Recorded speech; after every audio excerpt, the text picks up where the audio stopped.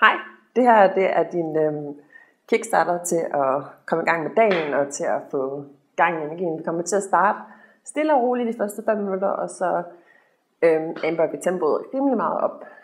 Det er en kort video, så der vil ikke være så meget snak, og opvarmningen vil også være relativt kort. Så lad os komme i gang med samme. Start fra toppen af måtten. Samle fødderne ind under hofterne. Samle hænderne foran hjertet, og så lukker øjnene. Tag et kort øjeblik her til at finde ind til din ujjayi vejrtrækning. Til at lande i vejrtrækningen.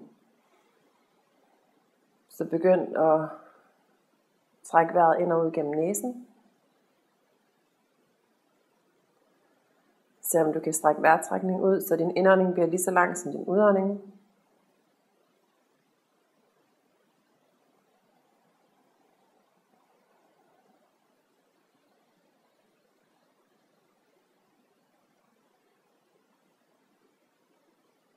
På din næste indånding blinker du øjnene åbne.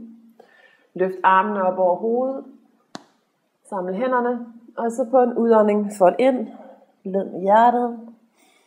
Lad fingerspidserne komme ned på måtten. Indånding løft halvvejs op. Kig fremad. Få en lang ryg her. Udånding fold ind. Indånding løft halvvejs op. Kig frem. Udånding fold. Sidste gang. Indånding løft halvvejs op. Kig frem. Lang ryg. Og en udånding fold. Så bøj ned i knæene. Placer hænderne. Og træd tilbage til planken. Pres ned gennem hælene. Kig fremad. Smil med kravbenene. Og så på en udånding kom frem på tæerne. Sænk hele vejen ned på maven. Hænderne ved siden af brystet. Skuldrene væk fra øret. Albuerne ind til kroppen. Lang nakke, løft op på en indånding til kobra. Så en lille bitte baby kobra her de første par gange. Udånding sænk. Indånding løft op. Udånding sænk. Indånding løft. Udånding sænk. Sidste gang. Indånding løft op. Og på en udånding tilbage til down dog. Så find din første down dog her. Kig frem mod hænderne. Sørg for at pegefingrene er parallelle med yderkanterne af måtten. Sørg for at fødderne er i hoftehvidde spredte og hælene er bag ved tæerne, så du har en lige linje her mellem tæerne, så fødderne er parallelle. Så flyt vægten tilbage til hofterne, så du fordeler vægten ligeligt mellem fødderne og mellem hænderne. Roter armene, overarmene indad mod hinanden, så du får bredde på bagsiden af ryggen. Og så kan du her slappe af i hovedet og nakken, så begynder at sænke brystet ned mod måtten, så du får varmet den øverste del af ryggen lige så langsomt op her. Starter vi med et par runder her, solhilsen af, så på en indånding løft højt op på tæerne, bøj knæene, kig fremad og træd op mod toppen. Indånding løft halvvejs op, kig frem, og på en udånding sænk. Indånding løft hele vejen op, hænderne op over hovedet, og på en udånding hænderne til hjertet. Indånding løft, og på en udånding fold. Indånding løft halvvejs op. Og på en udånding bøj knæene, placer hænderne, træd tilbage til planken. Indånding i planken, udånding sænk. Indånding løft op til kobra, lidt større kobra den her gang. Og på en udånding tilbage til down dog. 2 vejrtrækninger her.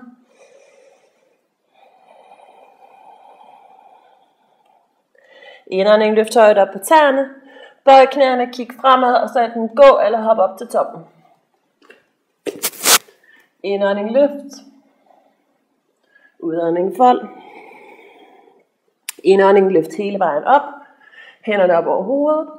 Og på en udånding hænderne til hjertet. Solhilsen B.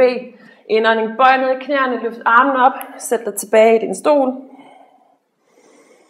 Kip halebenet ned mod måtten. Træk din nederste ribben ind. Løft op gennem armene. Og hvis du vil udfordre dig selv, kan du løfte tæerne op på gulvet, og eventuelt kigge op mod loftet. Og så træk vejret. Udånding fold. Indånding løft. Og på en udånding bøj knæene, placer hænderne. Og så enten gå eller hop tilbage til planken eller chaturanga, hvis du hopper. Hele vejen ned. Indånding løft.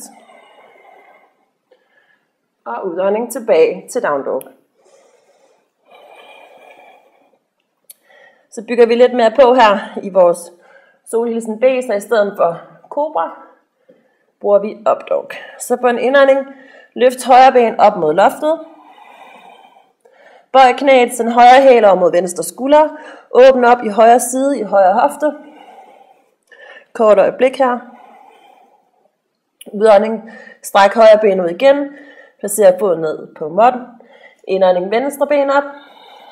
Bøj knæet, venstre hæl, højre skulder. Åbn op i venstre side.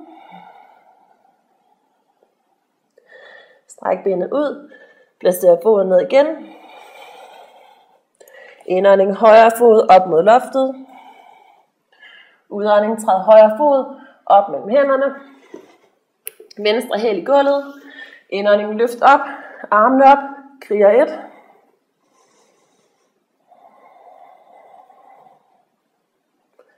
Tag en indånding mere. Og på din udånding, kig ned. Placer hænderne.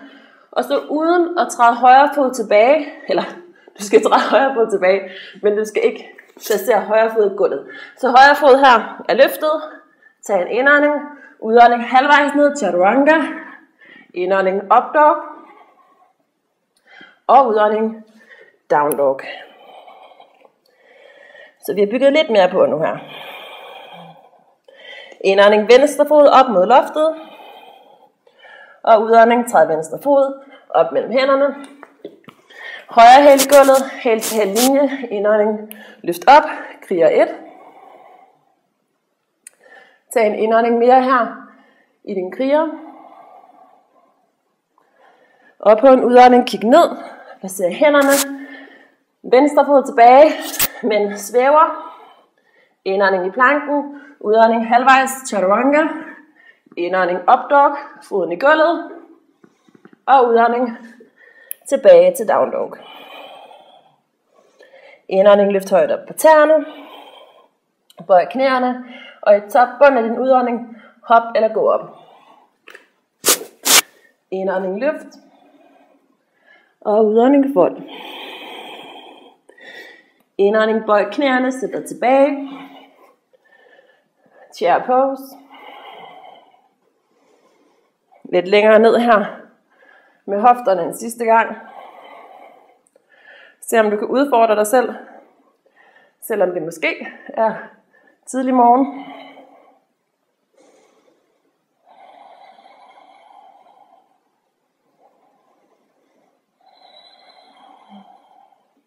Og udånding fold.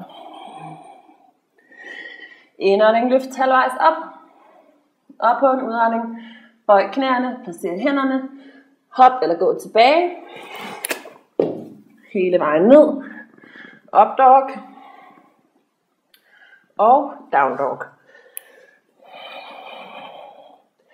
Og vi bygger lidt mere her på vores Solhilsen B. Indånding højre fod op mod loftet. Og på en udånding træk højre knæ ind mod brystet, frem i planken. Løft knæet op. Måske give den et lille kys. Udånding tilbage. Indånding knæet til brystet. Planken. Udånding tilbage. En gang til. Indånding frem. Løft knæet op. Placer foden i gulvet. Venstre hæl i. Løft op. Brug en indånding her. Og på en udånding placer hænderne. Højre fod tilbage. løftet. Udånding halvvejs ned, chaturanga. Indånding up dog. Og udånding down dog. Venstre side. Indånding venstre fod op. Udånding venstre knæ ind mod brystet. Kom frem. Løft knæet op. Udånding tilbage. Indånding. Løft knæet mod brystet. Løft knæet op. Udånding tilbage. Indånding knæet mod brystet. Planken. Og træd venstre fod op mellem hænderne. Højre hæl i gulvet. Indånding. Kriger 1. Og udånding. Kig mod gulvet. Placer hænderne. Venstre fod tilbage. Venstre fod hævet. Indånding her. Halvvejs chaturanga. Indånding up dog. Og udånding down dog. 2 vejrtrækninger her.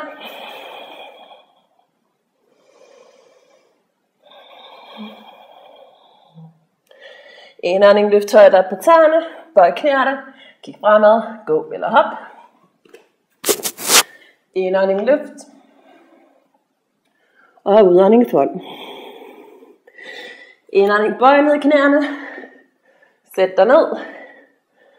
Chair pose.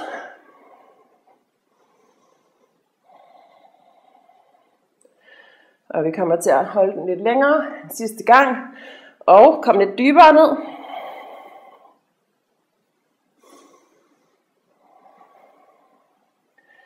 På din næste indånding trækker du hænderne til hjertet.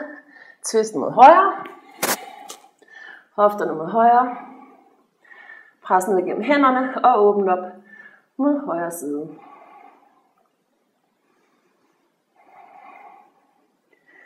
Indånding tilbage gennem midten.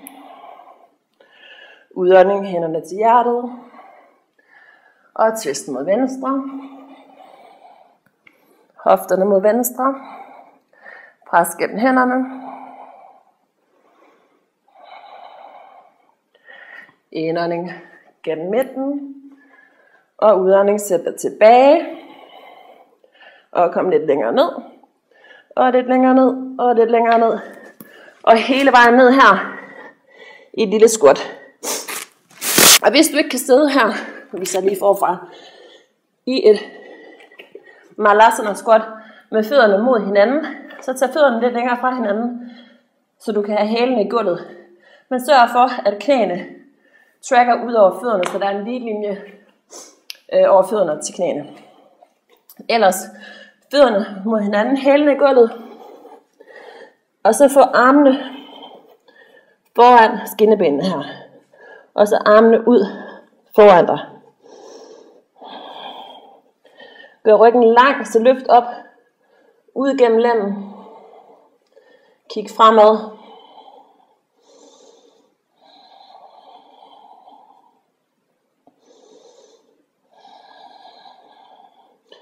Og hvis du vil udfordre dig selv, så kan du flytte hænderne om bag hælene. Og tage fat.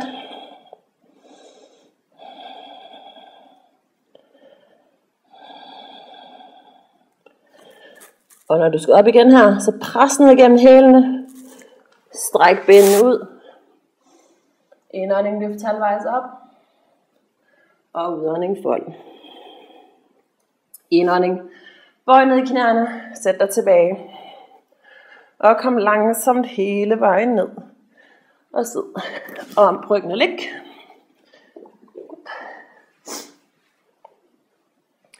Stræk benene her. Sådan der. Stræk benene op over hovedet. Armene ned langs siden. Så bøjer du benene, eller sænker benene cirka en fjerdedel ned mod gulvet. Så bøj knæene ind mod brystet. Når knæene kommer ind, så løfter du hofterne op.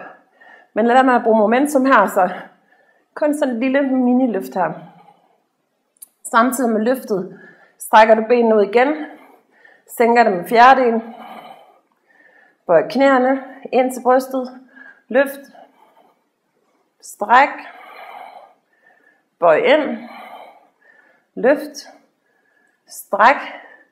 Så først når benene er udstrækt her, fjerdedel sænket, så sænker du hofterne ned. Så det er langsomt og med kontrol. Jo langsommere du gør den her øvelse, jo mere udfordrende, jo mere giver den også her til dit core. Og se om du kan bruge vejrtrækningen, når vi går igennem de her øvelser. Men tag 10 her i dit eget tempo i din egen vejrtrækning. Og når du er færdig, så tager du en pause her. Træk knæene ind mod brystet. Stræk benene ud, fjerdedelen ned. Benene ind, løft, stræk.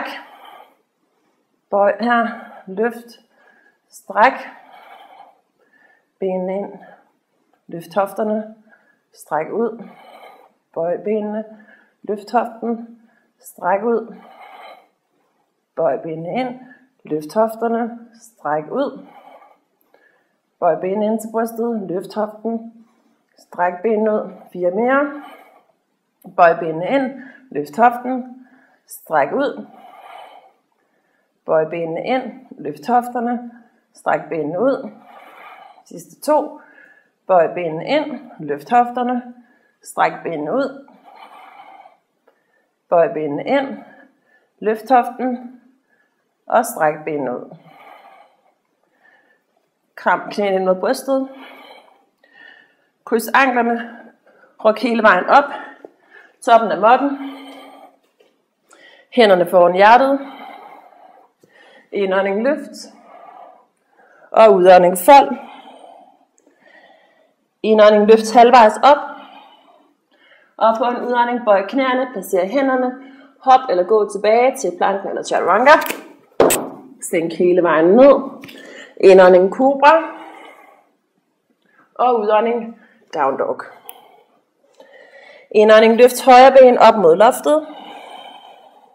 Og på en udånding træd højre fod op mellem hænderne. Bliv på tæerne på den bagerste fod.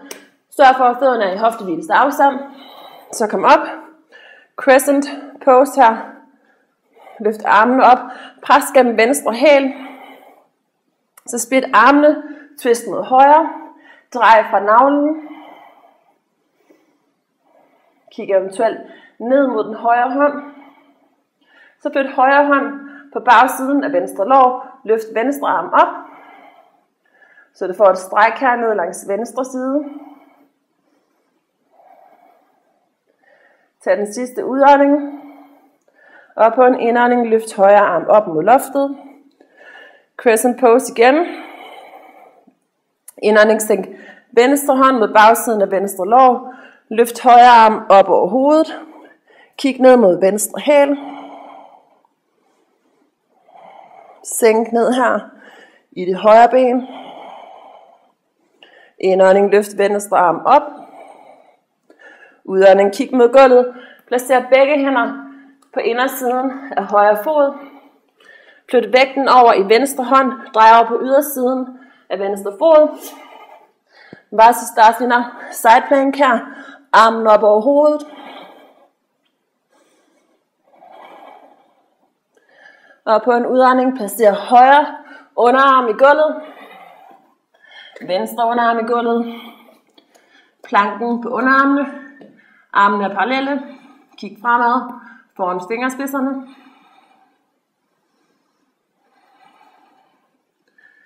Så gå tæerne ind mod armene.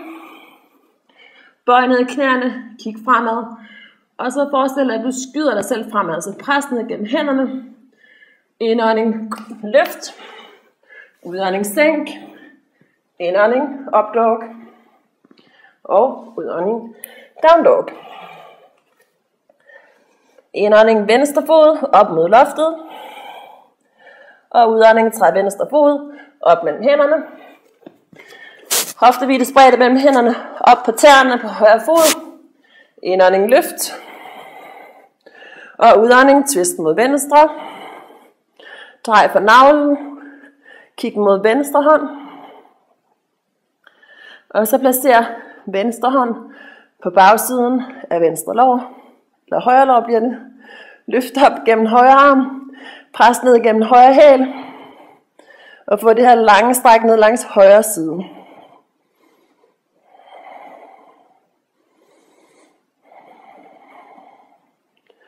Så tager du den sidste udånding her.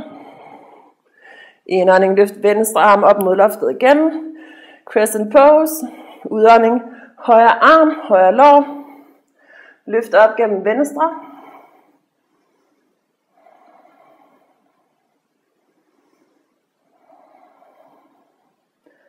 Sænk ned i venstre lår. Tag den sidste indånding. Og på din udånding placerer du begge hænder på indersiden af venstre fod. Flyt vægten over i højre hånd.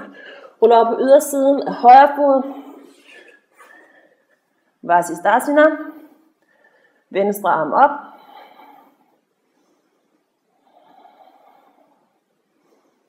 Og udånding. Venstre underarm i gulvet. Højre underarm i gulvet. Kig frem. Foran fingerspidserne. Spænd op i maven. Pres gennem hælene. Indånding, løft hofterne op. Gå tæerne ind mod kroppen. Bøj ned i knæene. Og så på din indånding, så skyder du dig selv frem. Løft op. Udånding, chaturanga. Indånding, up dog. Og udånding, down dog. Indånding, løft højt op på hælene. Bøj knæene, kig fremad, hop op til toppen. Indånding, løft halvvejs op. Og udånding, fold. Indånding, bøj ned knæene, sæt dig tilbage. Chair pose. Og på din udånding, kom hele vejen ned. Om på ryggen og lig. Sidste korte afspænding her. Så træk knæene ind med brystet. Og lige rock lidt her fra side til side. En enkelt bagoverbøjning, så placer fødderne hoftevidde spredte. Hænderne, så du kan nå hælene. Eller hælene, så du kan nå dem med fingerspidserne. Skub skulderbladene ind under dig. Skulderhovedet ned mod gulvet. Armen ud til siden her. Så på en indånding løft op. Gennem hofterne, op gennem maven. Træk hænderne ind under dig. Juster med skulderbladene, så du kan folde hænderne. Løft op. Gennem maven og op gennem brystet.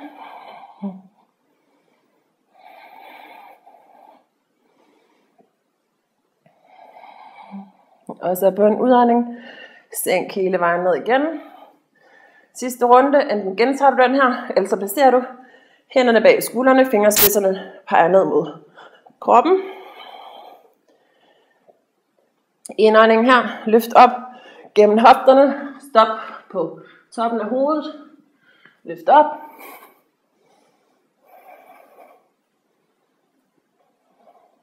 Og på en udånding, sænk hele vejen ned. Træk knæene ind til brystet. Kryds venstre ben over højre, armen ud til siden, og lad begge ben falde mod højre. Drej hovedet mod venstre og twist.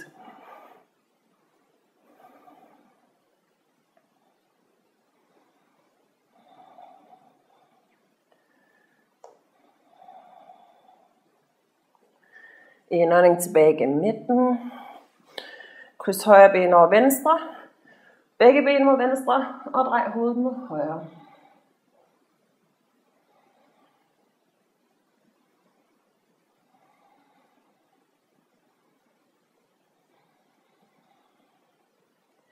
Indånding, løft op gennem midten. Træk knæene ind med brystet den sidste gang. Og på din udånding, giv slip. Stræk begge ben ud. Stræk armen ud til siden. Lad håndfladerne vende opad.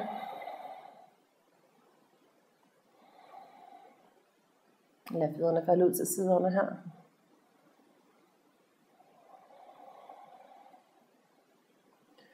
Og så giv nu slip på din ujjayi vejrtrækning.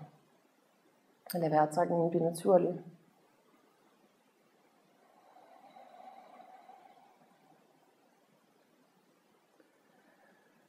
Og slap af her i øjenlågene. Tillad øjnene at blive tunge, så det falder ind i bunden af hovedet. Åbn munden, så du giver vejrtrækningen fri passage. Når du samtidig lader tungen falde ned i bunden af munden, så du kan slappe af dine kæber og hele vejen ned gennem din hals.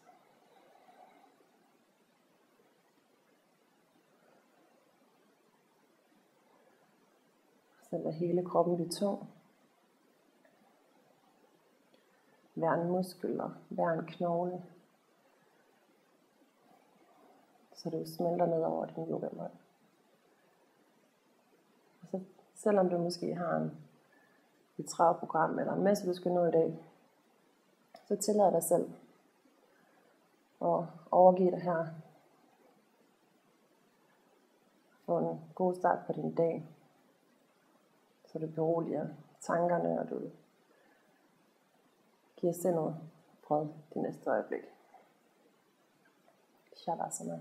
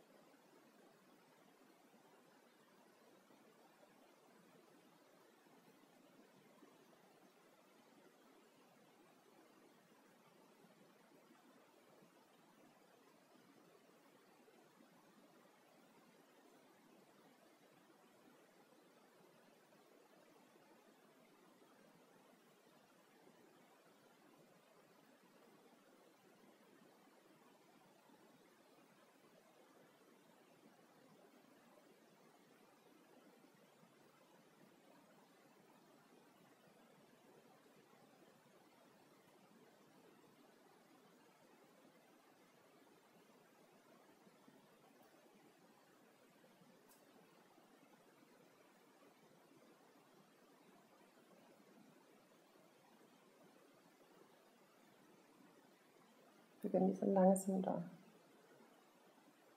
flytte fokus tilbage til din vejrtrækning. Lad din indånding begynde at løfte brystet. Begynd at bevæge dine fingerspidser og dine tæer. Stræk armene op over hovedet.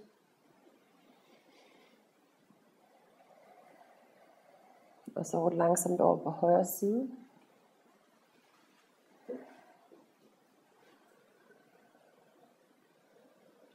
Og så pres dig selv op her til en behagelig sidestilling. Lad øjnene være lukket.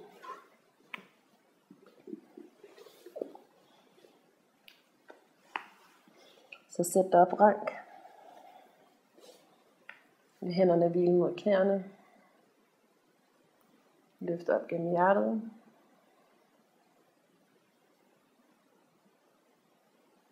Og slap af i skuldrene.